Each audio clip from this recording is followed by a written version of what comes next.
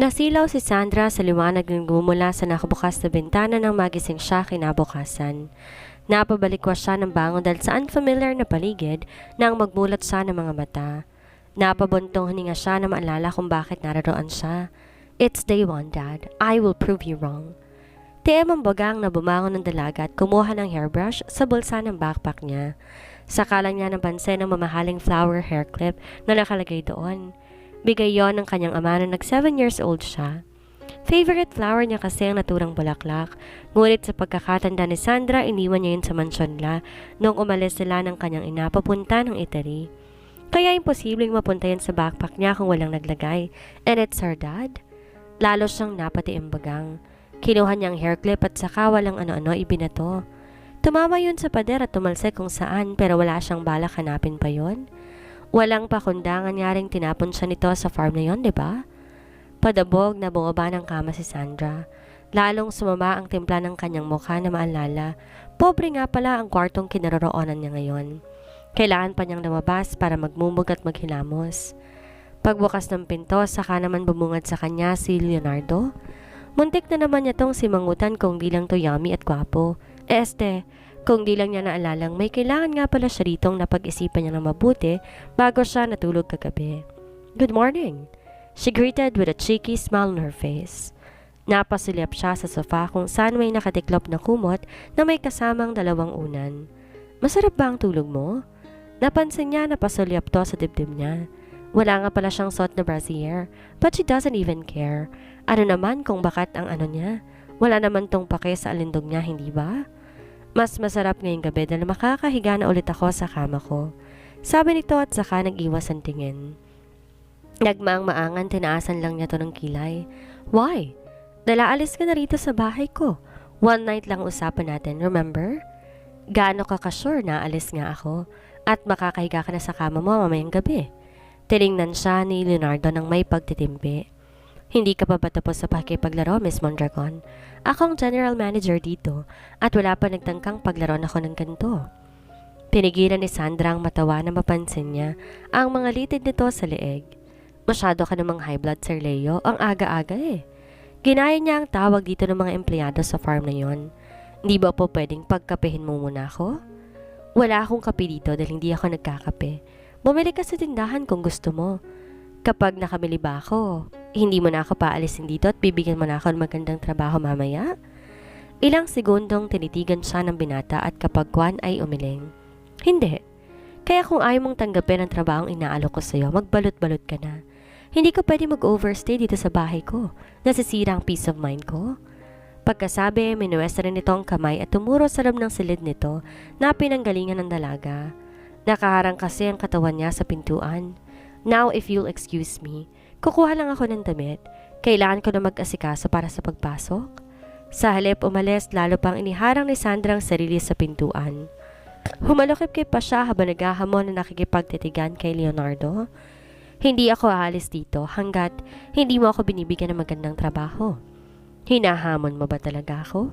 Sagot nitong tila mauubos na naman ang pasensya ko sa kanya. If it is the only way para pagbigyan mo ako, then yes. Matapang niyang sagot. Mariintong napapikit at kiniyumpa ang mga kamay. I am warning you. Do you think I'm scared? Ngunit nang dumilat si Leonardo at lumapit sa kanya, tsaka nilapit ang mukha sa leg niya, parang bigla niyang nalunok ang sariling dila. Ni hindi siya makagalaw sa sobrang kaba. My morning is not really good, Miss Mondragon. Magdamag mo kung di pinatulog. One word from you and I'll kiss you until your mouth no longer knows how to ask for more. Daan-daan itong nilayo ang mukha sa leeg niya. Saka siya tinitigan sa mga mata na punong-puno ng pagbabanta.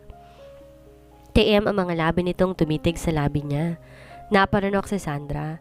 It made her heart beat faster and she was wondering if he could hear it. Kinakabahan ba siya sa takot? O sadyang ganun ang reaksyon ng puso niya tuwing mapapalapit siya kay Leonardo? Ano? Piski niya na walang kaabog-abog na hinapit siya nito sa bewang. Pagkalipas sa ilang sandaling di pa rin siya umalis sa pagkakaharang. At hindi na nga nasundan pa ang salitang yon ng dalaga dahil marin siya nitong kinabig palapit dito at inatake ng halik. Nanlaki na lang ang kanyang mga mata dahil sa lambot ng mga labi nito. Parang pamilyar sa kanya ang pakiramdam na yon, ngunit nahirapan ang isip niyang magproseso dahil sa marahas na paghalik sa kanya ni Leonardo. Punong-puno yun ng otoridad. Kinagat pa nga nito ang lower lip niya, madiin at masakit. Di maintindihan ni Sandra kung kikilabutan ba siya sa takot o dahil sa kaibang epekto nun sa kaibuturan niya. Ngayon lang may humalik sa kanya para parusahan siya dahil wala pang naglakas loob kalabanin siya. At mas lalong hindi niya yon napapayagan. Pero ngayong halos durugin na ni Leonardo ang mga labi niya, pati na rin ang kanyang katawan sa higpit ng pagkakayapos ng braso nito sa bewang niya. Di niya magawang umangal man lang. Sa halip narinig pa ni Sandra ang kanyang sariling umuungol at sigurado siya, hindi yun dahil sa hapdi na nararamdaman niya sa kanyang mga labi. Pabagsak na tinulak pa siya nito sa pinto habang walang tigil sa marahas na paghalik sa kanya. Halos di siya makasakop ng hangin dahil sakop ng labi nito ang buong bibig niya. Layo! Magrereklamo sana si Sandra dahil sa takot na baka maubusan siya ng hininga. Ngunit kung ang salita ay kinain din ito. Lalo pa siya nitong siniksik sa pinto. She felt his hardness poking her stomach at rason para lalong mawalan siya ng lakas para manlaban. Nakaramdam siya ng kakaibang kilitis sa kaibuturan niya nang ikiskis pa yun ni Leonardo sa balat niya. At dahil maiksi ang damit na nasuot at labas ang tiyan niya ay damang-dama yun ni Sandra. Dumidiin din ang matigas sa dibdib nito ang malalambot na dibdib niya. Lalong binuhay ang sensasyon na hindi niya inaasahan. Sumisigaw ang isip niyang idaan din sa dahasang pagpigil sa binata nang mangamba siyang baka maulit na naman ang nangyari noon sa bar. Pwede niyang gamitin ang kanyang mga tuhod kahit papaano. May alam naman siya na self-defense ang dalaga dahil tinuruan silang martial arts sa school na pinanggalingan sa Italy. Ngunit nagsimulang naglakbay ang diwa ni Sandra. Ayaw tumigil ng kanyang imahinasyon sa posibleng sarap na kayang ibigay sa kanya ni Leonardo. Gusto niyang malaman ito ba o ang estranghero sa kanyang nakaraan ang mas magaling? Kung saan-saan na nakarating ang isip niya dahil sa sensasyong ayaw niyang tanggapin pero lalong di naman kayang labanan. At sapat na yon para malimutan ng dalaga na di siya dapat tumutugon sa manghalik ng binata dahil pinaparusahan lang naman siya nito. Ngunit bago pa man siya makapikit, napatigil sa pagkalawang kanyang mga labi nang maramdaman niyang paghinto ng halik ni Leonardo. Nagsalubong kanilang mga mata nang tumingin siya rito. Ramdam niyang pulang-pula na ang kanyang mukha nang mapagtanto ang pagtugo na ginawa niya kanina. Akala ko himatayin ka na naman eh. Nakangisi nitong wika bago siya binitawan at umatras ito ng isang hakbang papalayo sa kanya. Lalo nag-blush si Sandra nang bumalik sa isip niya kung paano siya nawalan ng ulirat sa sofa kagabi dahil sa takot niya sa mahaba at matabang Leonardo. Your lips taste good, but still it's a no, Miss Mondragon. Last offer ko na to sa'yo, so take it or leave it. Nangihina pa rin ang pakiramdam ni Sandra na nakasandal sa pinto. Di pa rin namawala sa isip niya ang katatapos lang na paghalik sa kanya ng binata. Nasa isip pa niya yun at nararamdaman pa ng kanyang mga labi kaya hindi niya gaano naiintindihan ang mga sinasabi nito. Para siyang naingkanto sa madaling salita. I'll take it. Parang wala sa sariling sagot ng dalaga. Hindi siya nagtaka sa gulat na gumuhit sa mukha ni Leonardo nang marinig siya. Naramdaman niya na tuloy na tong pumasok sa silid. Saka lang nila natauhan si Sandra nang bumalik ito, bit-bit na ang kanyang backpack. Iniabot iyon sa kanya. Makakaalis ka na. Tatawagan ka na lang ng sekretary ko pag may bakanteng trabaho na tulad ng gusto mo. O kaya kapag nag-retire na ako. Wika pa nito na mas nakakalokong umiti. Saka lang niya naintindihan ang ini-offer nito kanina at ang naging sagot niya. Di ganun ang ibig kong sabihin, mali ka ng pagkakaintindi, palusot niya. Nagsalubong ang mga kilay nito, ngunit ganon pa rin ang ngiti. What do you mean? I said I'll take it, right? But what I really mean is... Ani at nanunoksong inilapit pa ang mukha kay Leonardo. Willing akong tanggapin ang parusang sinasabi mo kung gusto mo. Ubusin mo pang hininga ko eh. Ang sarap mo kayang humalik. Sa tingin mo, tatanggihan kita? Gusto mo nga ikaw pang halikan ko dyan eh. Naglaho ang mapang-asal nitong ngiti at saka napatitig kay Sandra na parang hindi makapaniwala. Umabot sa mga tenga nito ang pamumula ng mukha. Lihim na nagdiwa ang kalooban ng dalaga na makita niyang reaksyon ni Leonardo. She was right about him. Medyo conservative itong tao. Dito sanay na nagtatake advantage ng babae. Parang first time nga nitong humalik na may kasamang parusa eh. At sigurado siya hindi na ulit ito kayang gawin ang ginawa sa kanya kanina. Kaya nga ang lakas ng loob niyang hamunin to nang ganun eh. Baka siya patong di makatiis at mahalikan talaga niya to para lang tumigil sa pagsusungit sa kanya. Umigting ang panga ng binata nang ito naman ang mahimasmasan. Miss Mondragon? Mababa pero mariing sambit nito sa apelido ni Sandra. Alam ng dalaga, tuluyan niya lang nasagadang pasensya nito pero wala siyang pake. Sanay kaya siyang makakita ng taong halos mamatay sa inis dahil sa kanya at isa yon sa mga kasiyahan niya. Ubod ng tamis nang initian ni Sandra si Leonardo sa kabila ng paghalakak niya sa likod ng kanyang isipan. Yes, darling? Get out of my house, now! Malakas itong sigaw. Sabay turo sa pinto ng bahay nito. Grabe ka naman. Kunwari dismayadong wika ni Sandra at nagpoppy eyes pa siya sa harapan ni Leonardo na tila tuluyan nang napatid ang pagtitimpi sa kanya. Pagkatapos mo kung halikan, palalayasin mo ko. Ganyan ka ba kung magtrato ng babae lalo't guest mo? You pushed me to kiss you. He blew a loud and irritated breath before glaring at her. At ikaw pa lang ang babae, lalo ng guest na gumawa sa akin noon? Lihim na napangiti si Sandra sa pagkaotal ng binata, lalo na sa pag-iwas ito ng tingin ng mahuli niya na napasulyap sa nakabakat niyang ano. At di ko na naman gagawin yun kung bibigyan mo lang ako ng magandang trabaho. Namayawang si Leonardo habang gumagalaw ang panga sa galit. Paulit-ulit na lang ba tayo? Ang kulit mo rin kasi, sinimangutan niya ito. FYI, hindi kita titigilan hanggat hindi ako nananalo. So kung plano mo itaboy ulit ako, sorry, wala akong balak. Nagsalubong lalo ang kiling ng binata pero sa halip pansinin ang galit nito. Tumayo lang si Sandra mula sa pagkakaupo sa gilid ng kama. Nilampasan lang niya si Leonardo. Balak na lumabas at bumili ng kape. Malapit na siya sa pinto na magsalita ito. Saan ka pupunta? Puno ng iritasyong tanong nito. Paseksing lumingon ang dalaga. Bibili ng kape sa labas. Ayaw mo akong bigyan, diba? Sa labas nitong farm ang sinasabi kong bilihan ng kape. Malayo yon. Mas malayo pa sa dinaanan mo kahapon. Eh di pupuntahan ko. Lalong sumama ang mukha ni Leonardo. Kaya mo. Tumaas ang kilin ni Sandra. You think I can't? Ngumiti lang siya na nakakaloko bago niya to tinalikuran. Akala siguro ng taong yon hindi niya alam na dinidiscourage lang siya nito. Para namang di sila nanggaling sa restaurant kahapon at nakita niyang may kape doon. Tuloy-tuloy na sana sa paglabas ng silid ang dalaga nang may kapilyahan na namang naglaro sa isipan niya. Mabilis na nilingon niya si Leonardo na nakasunod pa rin pala ng tingin sa kanya. Pagkatapos sa kanya to binigyan ng flying kiss. See you later, darling. Aniya at kumindad pa. Huwag ka nang bumalik. Napipikon na singhal nito sa kanya na tinawanan lang ni Sandra. Pakembot-kembot pa siya naglakad papalabas ng bahay na maalala niya. Wala nga pala siyang dalang pera at nasa silid ang bag niya. Kung babalik naman siya sa loob para kunin yon, malamang magtatalo na naman sila. Masyado na siyang gutom para makipagtalo pa. Magcha-charge muna siya. Dahil siguradong hindi pa yun ang huli nilang engkwentro. Napangiti si Sandra na makita niya ang wallet ng binata na kapatong sa center table. Natatandaan niya na yun ang hinugot nito kahapon nung kumain sila sa restaurant. Wala naman talaga sa personality niya ang magnakaw o mangialam sa hindi niya ginamit. Kahit nung naghihirap pa lang sila sa Italy, pero gusto lang niyang inisin si Leonardo. Dali-dali niya yung kinuha at dahil walang bulsa ang shorts niya, sinuksok niya loob sa kanyang panty at saka tuloy ang lumabas. Siguradong mamamatay ka ngayon kakahanap ng wallet mo. Napangisi si Sandra nang ma-imagine niyang mukha ni Leonardo puno ng iritasyon. Dahil sanay naman si Sandra ang lumabas sa bahay na maikling shorts ang suot at walang bra.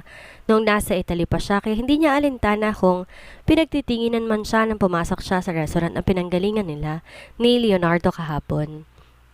Basta ba wala lang magtatangkang bastusin siya at ibang usapan na yon. Kitang-kita nga niya kung paano napanok ang laking muntik na niyang makabunggo sa pinto nang mapasilap to sa kanya. Matangkad ito, maputi at gwapo, pero hindi niya type dahil mukhang babaero. Pinagkaguluhan nga agad ito ng mga babaeng empleyado na nakasalubong din ito. Good morning, Sir Aldrin. Nakabalik na po pala kayo. Akala ko po nakalive pa kayo. Narinig ni Sandra na sabi ni isang babae habang papalapit na siya sa computer para tumingin ng kape sa menu. Hindi ako matatahimik sa bakasyon ko sa dami ng trabaho na iwan ko sa HR. Napahinto ang dalaga na marinig ang sinabi niyo ng lalaki na nagngangalang Sir Aldrin. Nakuha nito ang atensyon niya na maalalang sinabi sa kanya ng mga empleyado kahapon na naka-leave nga raw ang HR manager na mag-i-interview rin sana sa kanya. Siya kayang HR manager nitong bukid ni Luis? Oo nga, Sir Aldrin. Natatamba ka na nga po na i-interviewin si Sir Leo eh. Patuloy na nakinig si Sandra sa usapan ng mga to habang kunwari namimili sa menu. Buti ho nakabalik kayo para matulungan niyo siya, ilang araw ng stress. Nang dahil sa narinig na yon, kaya isang ideya ang nabuo sa isip ng dalaga. Isang ideya kung saan hindi na niya kailangan pang makipagtalo sa Leonardo na iyon para bigyan siya ng magandang trabaho. Good morning ma'am, ano pong order nila? Nakangiting bati sa kanya ng cashier nang siya nang nasa harapan nito. Ngunit nang makilala si Sandra ay otomatikong napasimangot ito. Kung di lang talaga abala ang isip niya sa nabuong plano, papatulan na naman sana niya ang cashier na yon. Sa halip, dinukot niya sa loob ng wallet ni Leonardo at binuklat yon. Bukod sa mga card, maraming cash sa loob noon pero nagkibit balikat lang si Sandra at naglabas na 1,000 piso. Inabot niya yun sa kahera at saka lang napansin na nakakunot ang noo nito at titig na titig sa wallet na hawak niya. Baka nakilala kung kanino yon, but she doesn't even care. Parang baliwalang binalik lang yun ni Sandra sa pagkakasuksok sa garter niya. Dahil sa plano niya kaya hindi na nagpa-assist sa waiter si Sandra, di na rin niya kinuhang sukli. Bit-bit ang kape at brownies, lumabas siya ng resto at kunwaring balak niyang pumesto sa mga lamesa na nasa labas. Pero ang mga mata niya nakatutok sa HR manager na abala pa rin sa pakikipag-usap sa mahaharot na staff. Ngunit nang mapasulap sa kanya ay para tong nahipnotismo na di na maalis ang tingin sa kanya. Kunwari naman hindi niya to napansin at dire-diretso lang sa paglalakad. Pero kahit nakatalikod siya sa lalaki, ramdam na ramdam niya. Nakasunod pa rin to ng tingin sa kanya. Lihim namang napangisi si Sandra dahil wala pa naman siyang ginagawa pero mukhang effective na kaagad ang plano niya. Lalo pa niyang inisway ang balakang habang papalapit sa pandalawahang mesa. Pati ang simpleng paghilas sa upuan binigyan din niya ng arte pero imbes ilapag ng maayos ang tasa, sinadya niya itong itumba. Ouch! Malakas na sigaw ng dalaga nang matapon ng kape. Natatarantang lumayo siya sa mesa na makita. Umagos to ng mainit na kape. Mabuti na lang hindi totoong natapunan siya. Hey miss, are you okay? Malapad ang ngising sumilay sa mga labi ni Sandra nang marinig ang pamilyar na boses mula sa likuran niya. Mabilis nilutod niya ang kanyang daliri sa natitirang kape bago nakangwingi sa humarap dito. Ouch! My hand!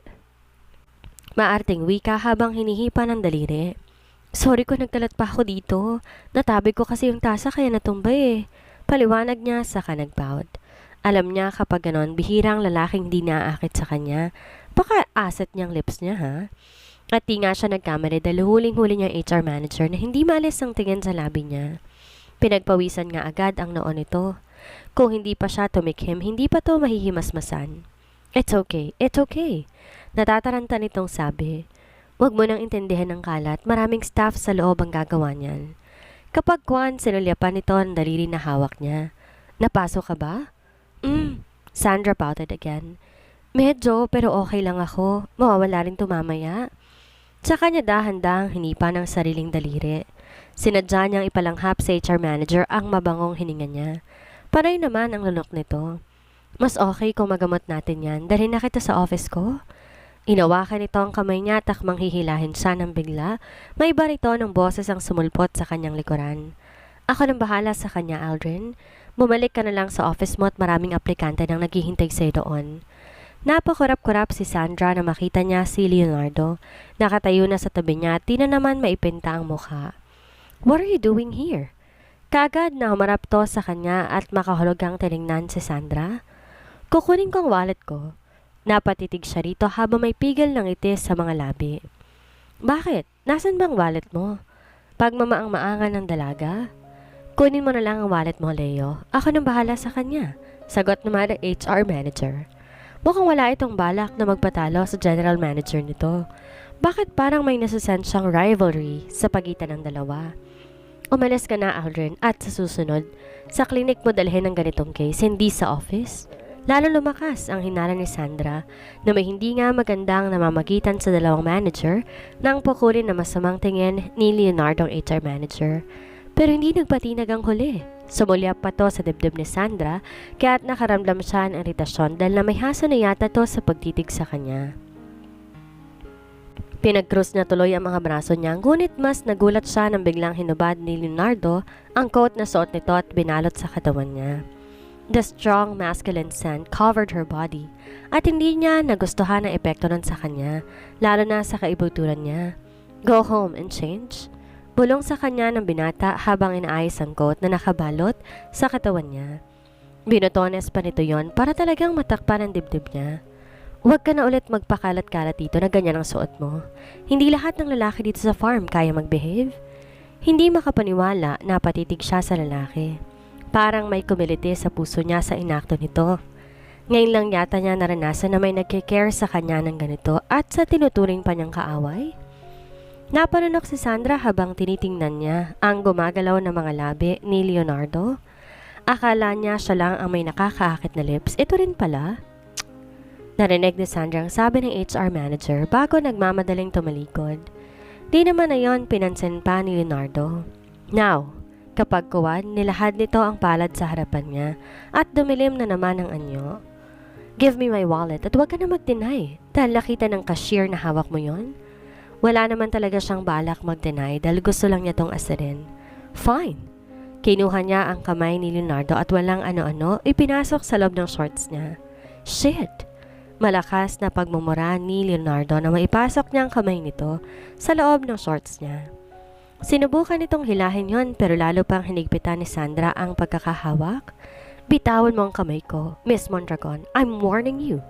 Banta nito sa kanya ngulit di makatingin ng diretso. Pinagpapawisan na to kasabay ng pag-igting ng mga panga. What's wrong? She just laughed at him. Oh, nagsisimula na naman siya mag-enjoy sa lalaking to. Gusto mong kunin ang wallet mo, di ba? Then do it. Nasa loob yon at makukuha mo lang kung ipapasok mo ang kamay mo. Pulang-pula sa galit ang buong mukha ni Leonardo na makipagtitigan to sa kanya at kung wala lang sila sa public place baka kung anong parusa na naman ang natanggap ni Sandra mula dito. Stop playing with me or else?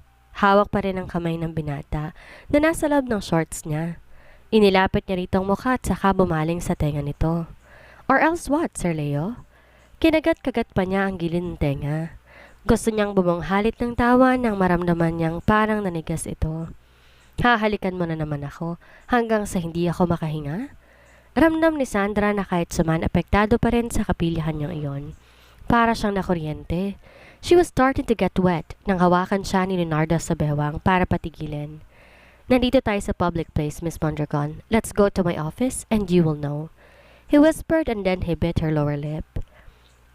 And at that very moment, Sandra got stunned.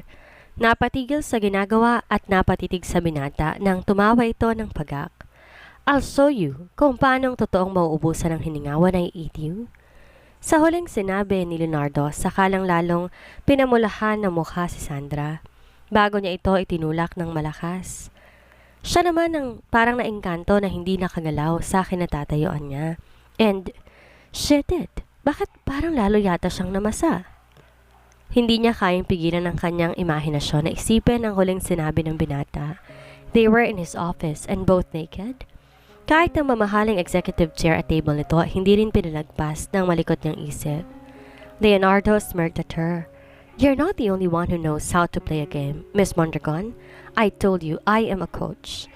Huminga na malalim si Sandra at pinilit wag ipahalata sa binata na tinablan siya sa mga sinabi nito. Really? But that's not what I felt earlier. She smirked back at him. Nanigas ka nga eh. Baka ibang tigas ang naramdaman mo. Makahulugang yumukhod si Leonardo at tinuro ang nasa harapan ng pantalon nito.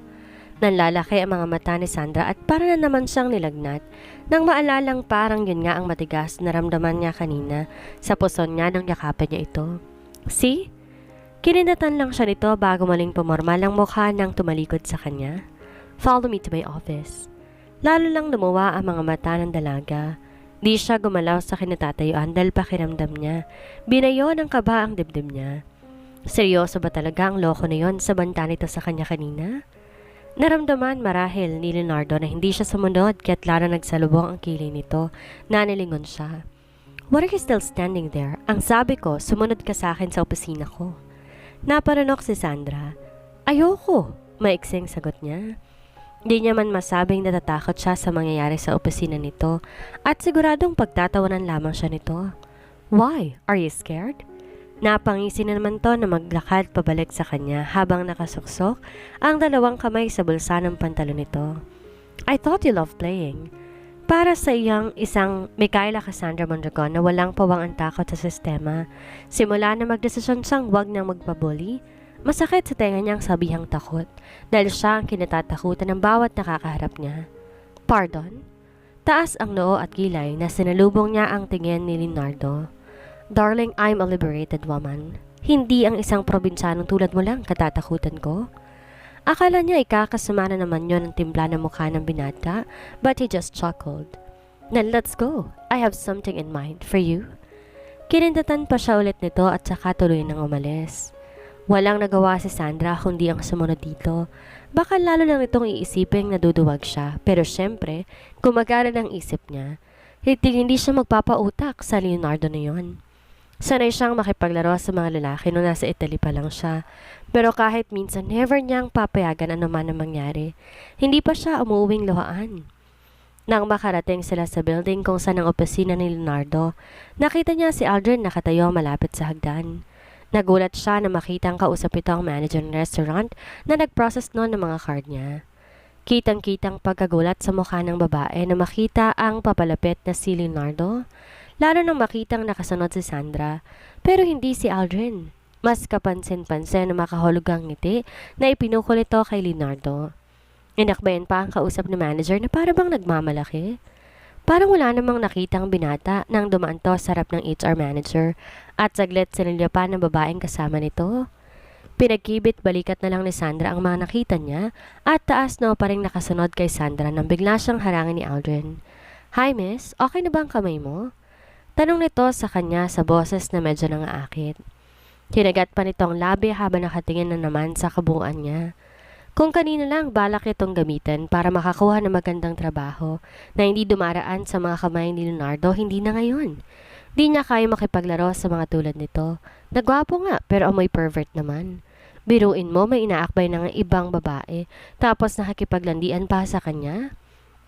Di baling kay Leonardo na lang siya makikipaglaro. Ang lalandi naman pala ng manager sa farm na to eh. Get out of my way, perv. Singhal niya kay Aldrin saka to tinabig sa daraanan niya. Nagulat pa si Sandra nang mapatingin siya sa unahan at nakita niya si Leonardo na bumalik pala. Di niya alam kung ano ba ang kinangisi nito. Ang pagtawag ba niya ng pervert sa HR manager o ang pagsunod niya rito? Pareho niyang inilapan ng dalawang lalaki at nauna nang umakit ng hagdan. Tuloy-tuloy siya sa opisina ni Leonardo. Sinubukan siyang harangin ng sekretary pero pinagalitan lamang niya ito. Agad naman siyang nasundan ng binata kaya hinayaan na lang niya. Why did you do that? Agad na tanong sa kanya ni Leonardo na makapasok sila sa opisina nito. Tumaas ang kilay niya nang lingunin niya ito. Ang alin, na pinagalitan ko ang sekretary mo? O ang pagpasok ko dito sa office mo ng basta-basta? Umiling to na lihim niyang kinangiti. Kala niya kasi pagagalitan na naman siya nito dahil sa pagiging arrogante niya. I mean, bakit mo inaway si Aldrin? Hindi mo pa ba alam na siyang HR manager nitong bukid ni Luis? Walang hanong paninermon sa tono ng pananalita ni Leonardo na ipinagtaka ng dalaga. Aawayin kung gusto kong awayin. Bakit ko? Kung siya pa ang may-ari nitong farm, he's a pervert. Dito makapaniwalang napatitig sa kanya. Akala ko kasi kanina, kaya ka nakipagpalit sa kanya dahil balak mo siyang gamitin para sa magandang trabahong gusto mo? I won't deny it. To be honest, sinadya ko talagang itapon ng kape ko kanina para lang lapitan niya ako. Gusto na sanang aminin din ni Sandra sa harapan ni Leonardo na nagbago na ang isipan niya, pero may mas magandang ideya ang sumagi pa sa isip niya. Lalo nga't napansin niya na may hidwaan ngang namamagitan sa dalawa. At bala ko ulit na gawin yon kapag no choice na talaga ako. I mean, kapag hindi mo pa rin binibigay ang gusto ko.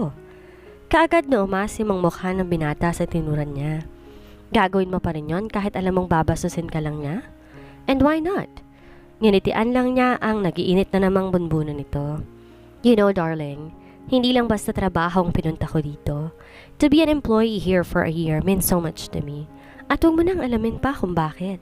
Ang importante, alam mo nang dahil doon kaya hindi ako mapapalayas dito. Kahit ano pa man ang gawin mo. I will be our employee by hook or by crook. Di nag-alis ng tingin si Leonardo sa kanya. You are persistent.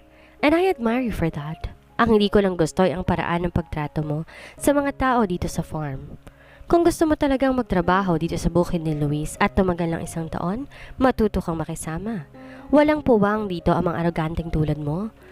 Puro ikaw at ang Aldrin na yon meron? She smiled teasingly. Be fair, darling. Pareho lang tayong arogante, no? Stop calling me that. Natawagin kang arogante? Patay mali siyang tanong ni Sandra. Nagtiimbagang si Leonardo. Ang pagtawag sa akin ng darling, hindi mo ako boyfriend at hindi kita girlfriend. But we kissed. Palaban na sagot ng dalaga at saka lumapit sa lamesa nito. Hinawi niya ang ilang papeles na nakapatong sa ibabaw noon bago umupo ng prente doon. Pinag-cross pa niya mga hita habang nakaharap kay Leonardo. Wala siyang pake kung nakikita man ito ang red lace thong niya dahil sexy ng shorts niya. Ngunit parang di man lang to naaapektuhan. Sa halip, tinignan pa siya nito na masama. That's my table. Bumaba ka dyan. Ibaba mo ako kung gusto mo. Huwag mo akong simulan ha, Miss Mondragon. Maraming trabahong naghihintay dyan sa lamesa ko. Pinaningkitan siya nito ng mga mata. Kasama na rin ang sinasabi ko sa iyo kanina. Bigla siyang na-excite sa narinig. Bibigyan mo ba ako ng magandang trabaho? Depende kung magbe-behave ka, she frowned. Di ako bata para pagsabihin mo ng ganyan. For sure, hindi ka seryoso sa sinasabi mong trabaho para sa akin. Gusto mo lang akong umalis dito sa table mo kaya sinusuhulan mo ko. Matiim tong napatitig sa kanya at kapagkuan, napapailing. You are a spoiled brat. Siguro pinatapon ka rito ng magulang mo para parusahan, no? Otomatikong namula ang mukha ni Sandra sa sinabi ni Leonardo. Siguradong hula lang naman ito ang bagay na yon, ngunit nasagi noon ang nais niya sa kanyang ama.